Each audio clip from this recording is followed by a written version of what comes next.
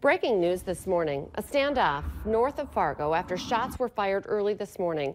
No word yet on any injuries, but we have been following the developments this morning. Yeah, it all happened near the Maple Cheyenne Lutheran Church. It happened at a home just south and west of Harwood. The Valley Today's Christy Larson is live there. She's been talking with police about what's been going on and has the very latest details for us this morning. Christy?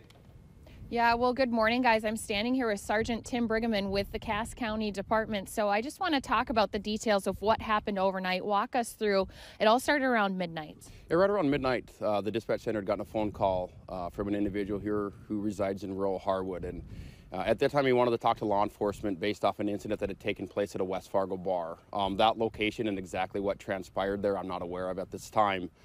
About that 1 o'clock time frame, the sheriff's office got involved just based off of some of the remarks that he had made. Obviously, he was upset at what took place in West Fargo, and he lives in the rural setting here in Harwood. So our office got on scene right around that 1 o'clock, 1:10 time frame.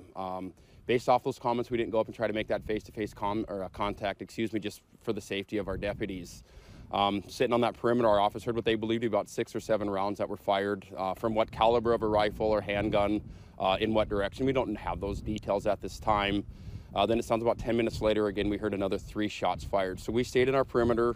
We had the fortune at this time, we had contact established inside the residence with his wife who was there.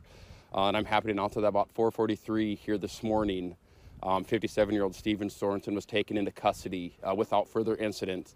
He's currently being transported to the Cass County Jail right now, and he's being held on felony reckless endangerment charge as well as felony terrorizing.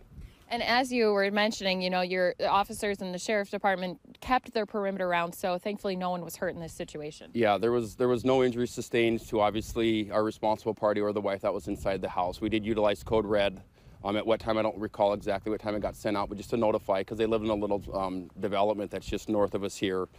We have since obviously lifted that code red, but yeah, there was no injuries sustained to anybody involved, whether it be on their side or on law enforcement's side. So everything turned out very well. It's a very unfortunate situation, but again, to get him into custody, to have that accountability piece that we look for in law enforcement and no injuries is definitely a win. Yeah, and as you guys just heard, something to be thankful for this morning, although that situation obviously one that they had to take extra precautions for.